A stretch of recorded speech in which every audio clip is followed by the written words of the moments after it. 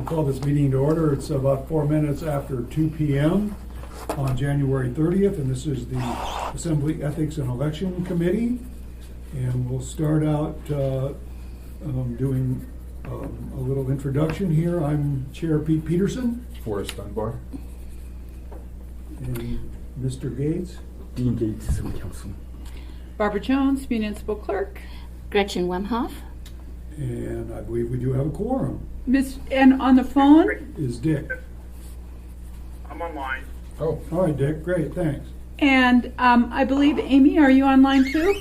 Yeah, Amy Solberg, election staff. All right, they're joining us from the Election Center, I believe. Yes. So I guess we'll go right away to new business. Well, Amy, do you want to lead us off and talk about the petitions and to start? Sure. So we had 2 petitions circulating at the beginning of the year, and the first petition, from last year, it was 2018-1, and that was regarding the plastic bag ban. So that one, they did not turn it in on time, so there is no petition for that, so it will not be on the ballot.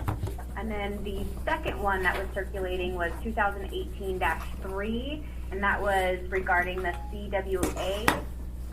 And that one is not due until February 19th, I believe. Amy is the same person, the author of both of them, trying to get them both signed. No, it's different petitioners, Thanks. or applicants, excuse me. What does CWA mean? Contract work agreement. Okay. community workforce Or agreement. community workforce. Okay. Barbara, do you have anything to add to the second one? Right. There's 2 deadlines essentially for the petitions. The first deadline is, of course, their 90-day deadline, but there's another deadline that we impose that's the deadline to get it on this ballot, and that deadline is today at 5 p.m. But we were informed by the sponsors that, yes, today. did you say? Yes, but we were informed by the sponsors that I don't believe that they're going to meet either deadline. Okay. Okay. So any other questions or information about petitions that anyone wants to discuss? I think we should put it on the committee's radar that the CWA petition is an example of a situation where if the public, if they were successful in getting the signatures by their 90-day deadline, which is February 19th, the charter requires a special election on a referendum within 75 days. Wow. And I think we looked at the numbers, and I'm going to just guesstimate about 600,000 for a special election. But that's a pretty expensive requirement for a muni-wide, and that would be muni-wide special election on that referendum. And the other option is that the Assembly has to suspend the ordinance.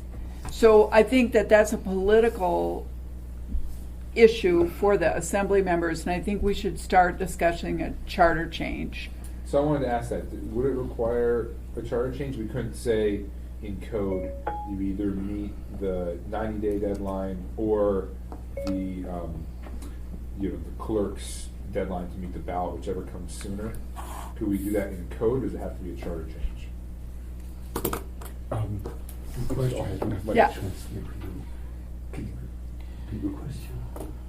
If we were to pass an ordinance that said 90 days or the clerk's deadline, whichever comes sooner, could that be done by ordinance, or would it have to be a charter amendment? Well, charter for a referendum petition. The charter says we have to have a special election in 75 days. So I don't see how it can go out to 90 days. Wasn't 90 days was already, no. So unless you do an ordinance that suspends the effect of that ordinance that's the subject of the referendum. So the bottom line is the 75 days is a charter requirement. I don't think you can change it by code. Yeah. I agree. I think what this shows to me is that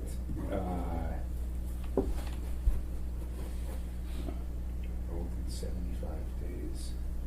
So what if we had passed something in the summer and they had, or let's say we passed an ordinance in May and someone said, we want to repeal this, and they get the signatures all in June and turn them in.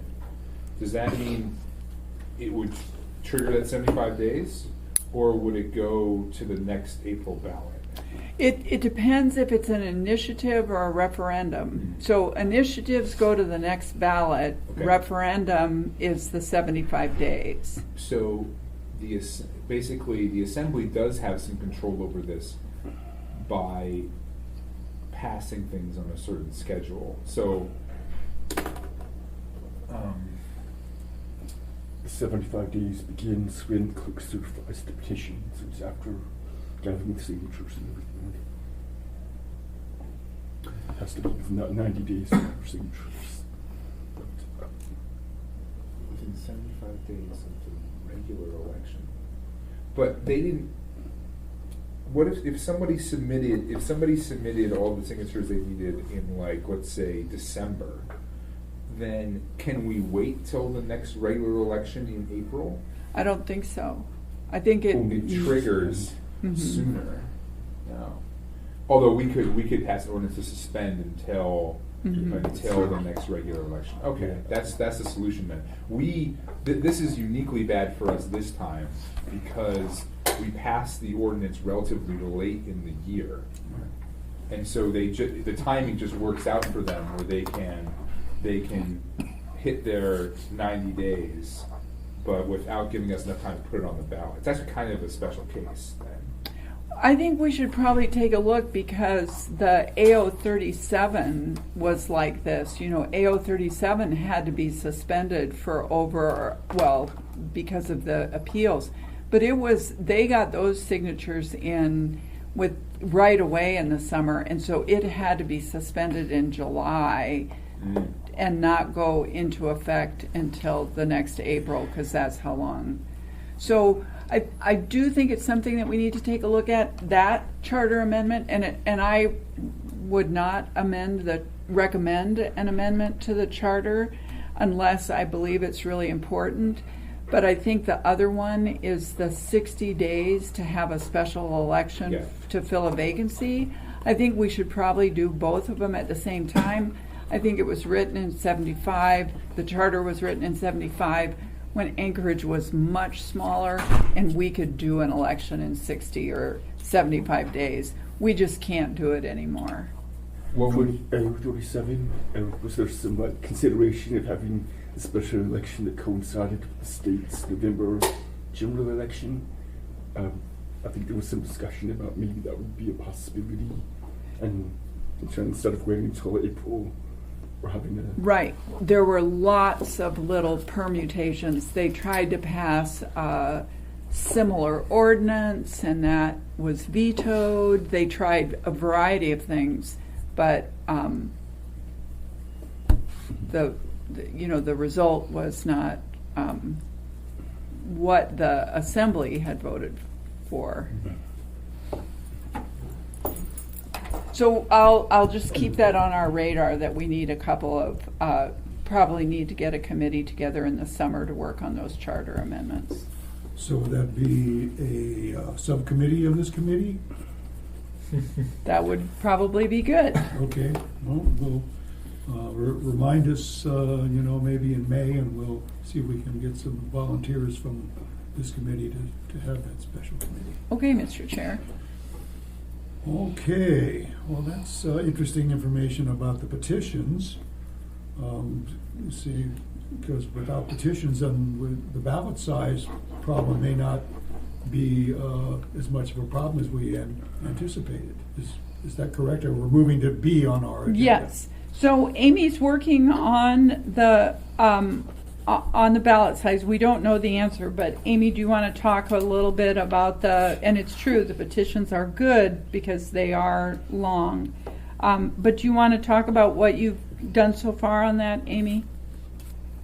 Yeah, so far, well, we have 11 propositions for the ballot. And so we're anticipating on having at least a 14-inch ballot. And because some of this language is kind of lengthy as far as the charter amendment propositions. And so I'm going through and I'm trying to eliminate some of the spacing and things like that, and a lot of the bolding, and try to make it to where it's a lot smaller so that we can fit more on the ballot. Mr. Dunbar? Have we set the ballot order yet, the proposition order? And if not, when does that happen? Amy and I will probably do that this week. Is that, remind me how that's done? So it's done by the clerk's office, and we have some objective criteria. We like to look, we try to put the area-wide props first, because otherwise somebody's going to get a ballot. For example, like if we put ARDSA first, so then people on the hillsides, their ballot would start with Prop 2. Sure. And so that's one of our criteria. The other criteria is the charter amendments usually do not go first because the charter amendments are really complicated. They've got the legislative drafting in them. So we try to put those towards the end. And then the last part of it is it's art. So, we're going to have a 2-page ballot, and it depends on how they fit. And the bonds go after the legislative questions? After the races, yes. No, after the alcohol tax, for example. The bonds come after. Well, is the alcohol tax a charter amendment? Yes. Yes. Yes. So typically it goes after the bonds. Oh, okay, interesting. So it'll be like Prop 10 or 11. It will be. I think of the 11, there are there 3 charter amendments, Amy? Alcohol, There are leasing, and there's 3, correct? Junk vehicles. yep. So you've got 3. So it'll be one of those.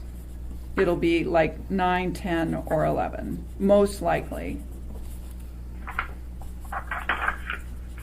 Okay. And so we're talking about 14-inch long ballot on both sides, and we're going to need 2 sheets, or it's 14-inch ballot on both sides, and that's all it is. Right. We'd go to a 19-inch ballot if we had to, because you never want 2 pages. If you have 2 pages, the bottom line is whatever prop is on that second page is very unlikely. It's called ballot drop off. Right. And so most people wouldn't vote or return that. So we're going to squish it all onto one page if we can. All right.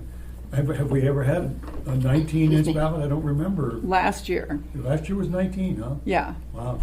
So, but it was extra long because of MLNP and Proposition 1. And Amy, you've done some comparison, and it doesn't look like it's going to be as long. Is that right? That's correct. And then also, it was a mayoral race, and so we had a lot. I think we had maybe 9 candidates. And so for assembly and school board, we don't have as many for those categories, so that also played a factor into it. And so how many school board seats do we have on the ballot this year? We have 2. We have seat A and seat B. Currently, what's on our website is we have 2 candidates filed for seat A and 2 candidates filed for seat B. Okay. And last year there were 3 school board seats. So that also made it a little bit longer last year. All right. Any other questions about ballot size or information that we need to get? Or you have a question, Gretchen? Yeah, this is Gretchen Wemhoff. And it's just a curious question. I imagine that the cost of going from a 14 to a 19 and the weight, I mean, it'd be interesting to know cost of election. I'm just it's curious to me when you go long or you add a second piece of paper, it also would add cost in addition to, rather than just making it longer. Right, it could add postage. Yeah, and I'm just curious. It's kind of another reason to stick with one sheet of paper, but I'm just trying to channel Amy. Well, we agree with that, and we were very concerned about that last year, and we did make some tweaks to the ballot. Our ballot designer actually took a space out manually so that we wouldn't have to go to a second page, because a ballot is heavy. So we paid about $1.50 a package to mail. Well, the ballot was the most. It would have been over $2 to mail. And then the bigger problem was it was first class postage coming back.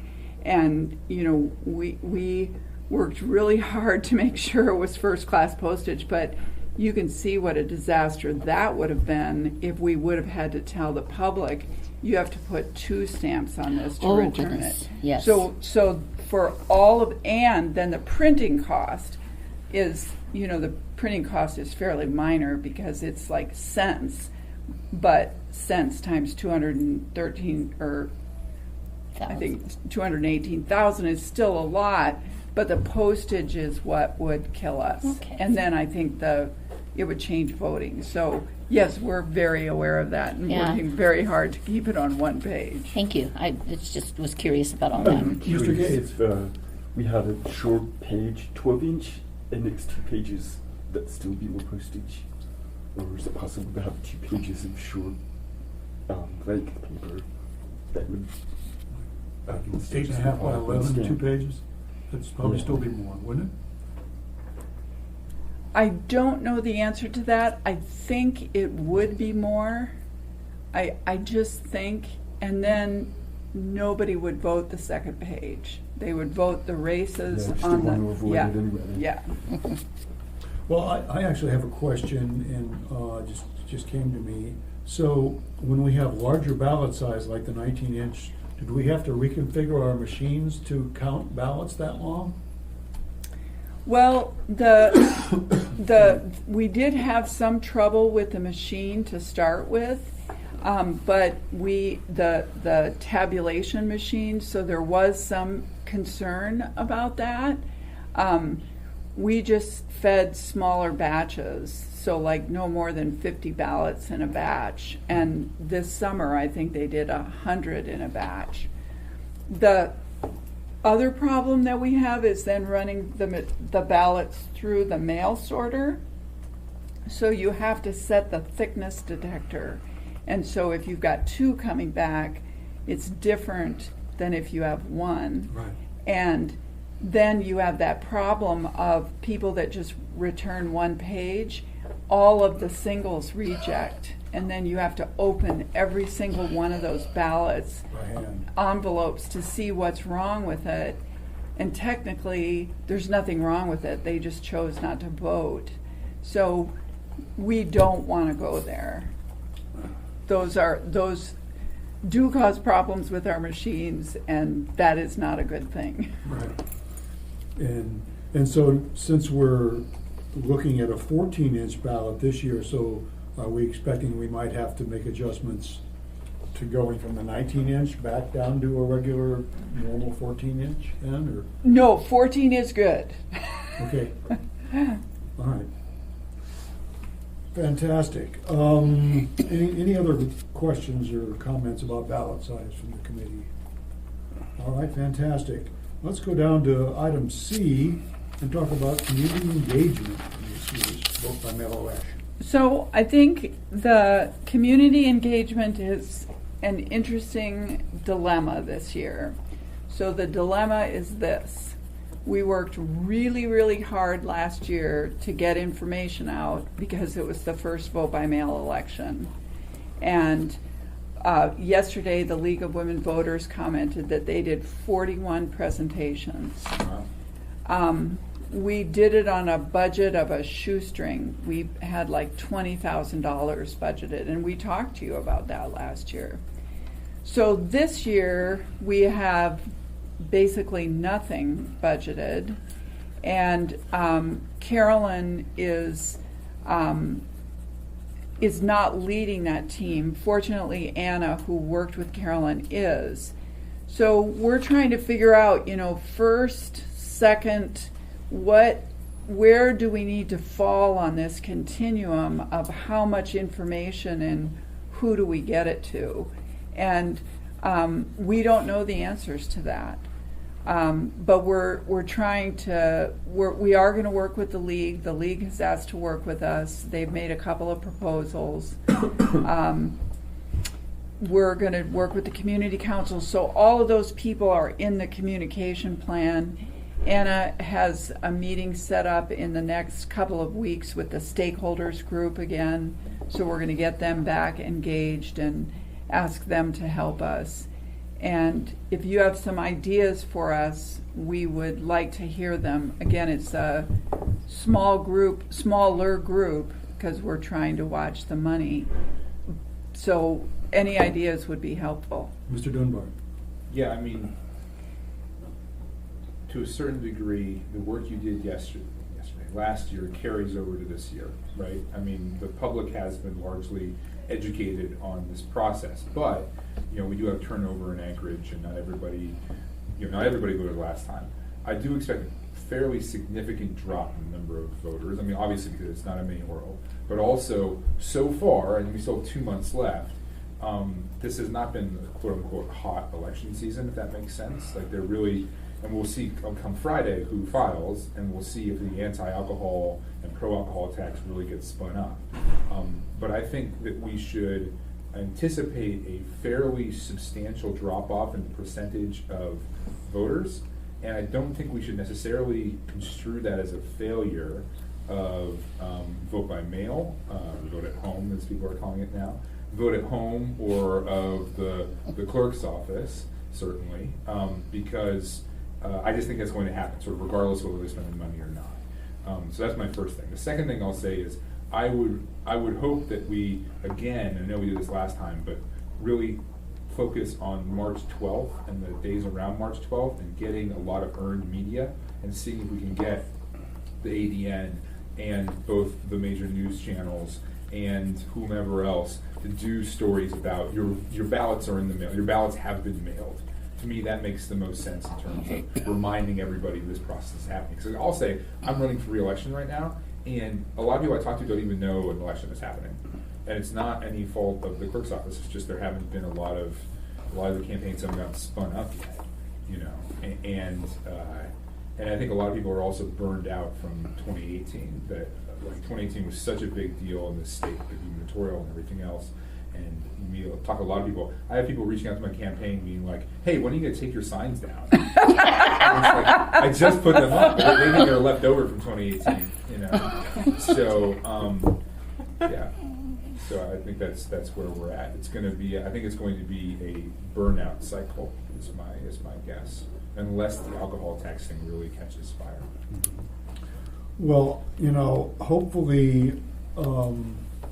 When the community councils get together for their once-a-month meeting at the Federation of Community Councils, maybe we can get them to disseminate some information so that they can pass it out at, or talk about it at the community council meetings during that month. Yeah. So that might help a little bit, and that would be inexpensive or basically free, Gretchen? And yeah, the FCC would be the Federation of Community Councils. It would be. I'm wondering how much outreach money they would be willing to dedicate to that Well, they don't concept. have None. They None. don't have any money. They can just tell their other community councils. Yeah. I think that that's a good idea, and the community councils I think were important last year for like the kind of civic education and the leaders in the community that are there not being upset about vote at home. But in terms of reaching the broader public, they have a relatively limited reach. I mean, they really don't touch that many people. And so, you know, we did a digital campaign last time. There were a variety of flyers and Carolyn going to events and stuff, you know. And then, of course, the stuff that the league did, I think, was more impactful. But I do think that, like, the sort of civic leaders that had a lot of questions about vote by mail last year, I think that they, in my opinion, largely had their questions answered, both by the original election and to a lesser extent by the special election we did. And so now it's more a question of does the general public know an election is happening at all? Well, we have one every April, it shouldn't be a surprise. Well, they did get cards. postcards in the mail. Right. Yeah. Some of them did. Pete, Mr. Trainee, thank you. Barbara, would you give me information on the election for the third Wednesday in April and February? I'll be going to the Community Council Federation meeting. Gives me a chance to get them information out at that time period. So there's a meeting in March they can get it the people that go to Community Council meetings. Yes, Since I'm running, I don't have a conflict of interest. yes, Mr. Trainee, and I do believe that Anna Campione has already talked to Mark Butler, and that was the plan, to just take boxes of materials packaged by community council and then just have each community council take a pack of materials with them to go back to their community council. Just offering to help you however you need it. We would really appreciate that, so I expect that Anna and I will probably both be there with you, Dick. that sounds like a good plan, Dick, thanks. Thank you.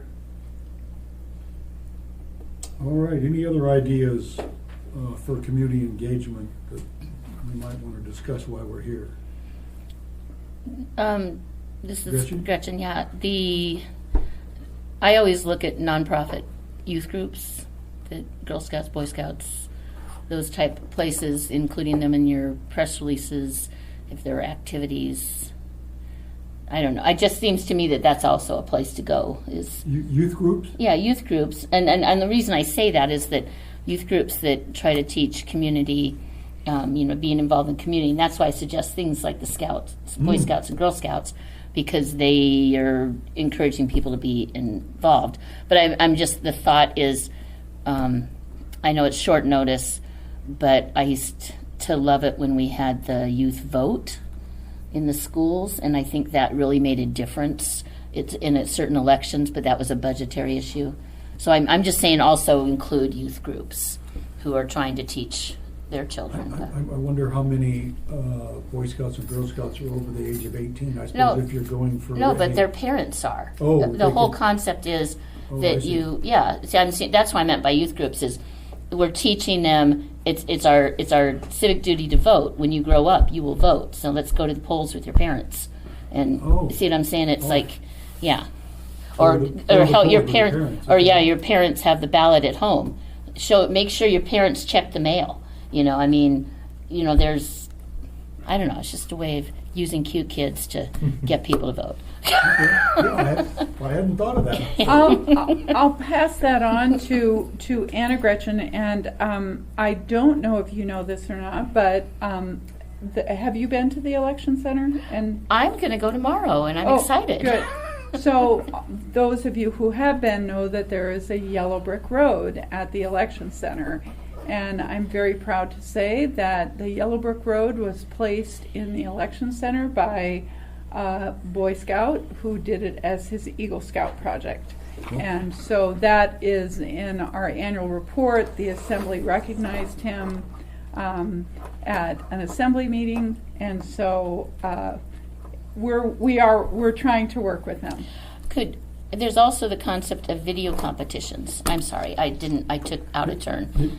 Video competition? What if they've got the yellow brick road and you've got kids that are going to make a video that is aired as a public service announcement to follow the yellow brick road, because you see your election ballot shows up with the yellow brick road on it, and make sure your parents get. I'm sorry, I should be. I like So wait a brainstorming. minute, so the kids could put it on their Instagram account and the adults would see it, right? I mean, because all these kids have got on social media way more than And I a have, lot I of guarantee you that. a lot of voters are on social media, and you have a video competition with the schools that they make the video. They make it for free, right?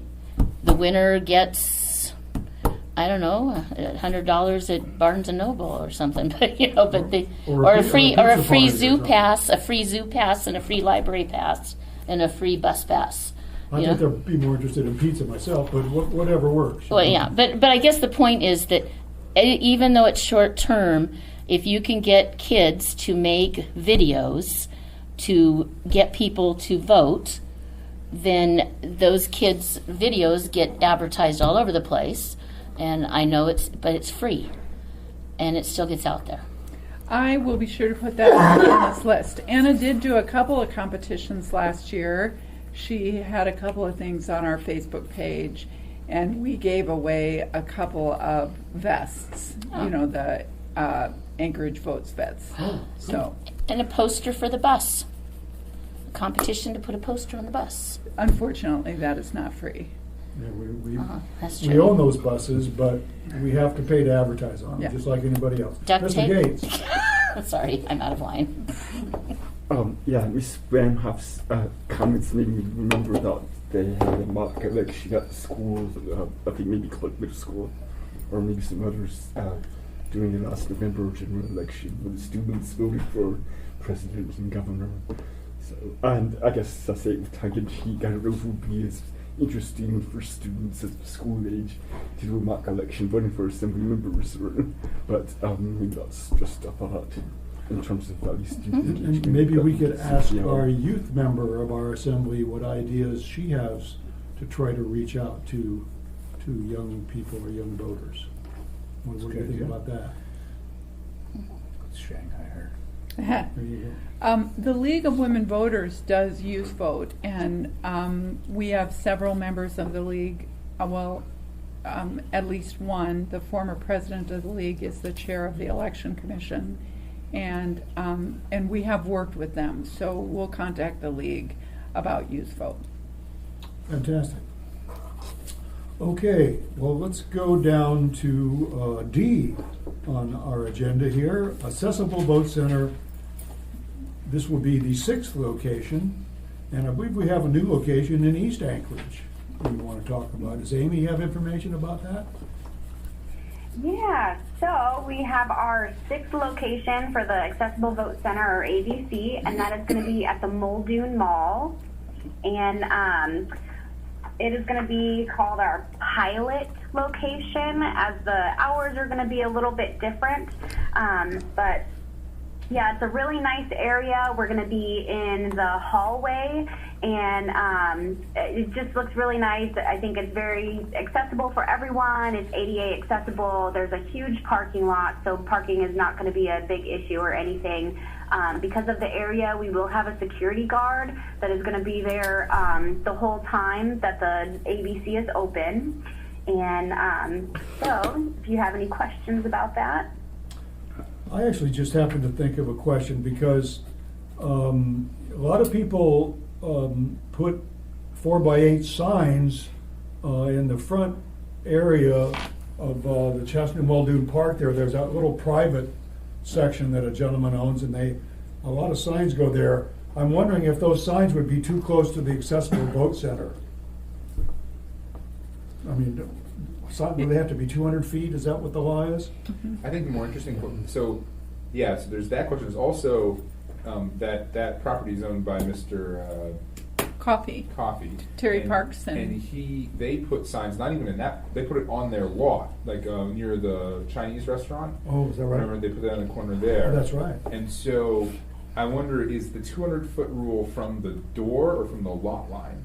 Because that Muldoon Mall lot line goes all the way almost to Muldoon, I think. It's Right. from the door. It's Okay. from the entrance to the Accessible Vote Center. Well, I bet they're probably 200 feet. 200 feet isn't actually as far as you think. No, so from the back of City Hall, we've had to measure, so you pretty much, you can't have a bumper sticker in the back lot here. And it goes just about to that fence, but on that far parking lot. Is it as a crow flies? Yes. I think that's a huge parking lot. Yeah, I think it's probably far enough away. The building would be, I would think it's 200 feet. Yeah. If you're using you're using the entrance, you're not using the library entrance, right? You're using the main entrance is kind of in the center of the mall, but facing the Muldoon Road. Amy, is that correct? That is correct, yes. Okay. I still think it's 200. Yeah, I bet that's closer to 100 yards, probably closer to 300 feet away. So we're probably good to go as far as signage and distance is concerned. So we need to talk to you a little bit about the hours. And so because it's a new location and we're looking at new staff, the hours are, and it's this pilot location, the building closes at 6 o'clock p.m. So the hours are going to be 10 a.m. until 6 o'clock p.m. And because it's in the hallway, we don't have a secure location. So the workers have to bring the ballots, the computers, everything back to the election center every day. And then they have to pick it up every day. And that's why the 10 to 6 hours work. I mean, we still have to have someone at the election center for a week to receive that stuff. And they have to balance at that location and then get the stuff to the election center. So on election day, we're going to extend the hours, but they're not going to be extended that much. We're negotiating with the owner right now to ask him to let us be there at 8 a.m. on election day, but we're still going to close by 6 because the mall is locked at 6:30, I believe. Okay. So long-term, our question to him will be, next year, could we stay open until 8 on election night? If the answer is no, I think we should start to look for another place. I think that's a good idea. And Well, that's why this is a pilot location, sure. because we're going to see how it works. We're going to see if very many people use it. If it turns out they don't, then maybe we have to find somewhere that they will use more. And Mr. Dunbar? Remind me where the new drop boxes are going. Well, the new drop boxes, there'd be one at City Hall, one at the Election Center, one at West High, and then we have one left. And we already, okay. Where's the drop box in East Anchorage right now? There's one at Bartlett. Is there a second one anywhere in the district? There's one at the school district building? There was one at the school district building, I Okay. believe, on Boniface there. Yeah, That's correct. Sorry. UAA, Alaska Airlines, We don't Clark. have Vegas Middle School, right? I think that might have been our fourth proposal. So that, I mean, that's interesting. You'd have, on one hand, it might seem like overkill. You have the accessible vote center, and then just across the street, essentially, you'd have Muldoon Road. You'd have that second drop box, or that drop box. On the other hand, it's a very densely populated area, and if it closes at 6, as people coming home from work, they want to just drop it somewhere. I mean, maybe Vegas would make sense, or like Wayland Baptist, though. I mean, we don't have anything down in that area. Yeah. Can you have the drop box at the same place as the accessible?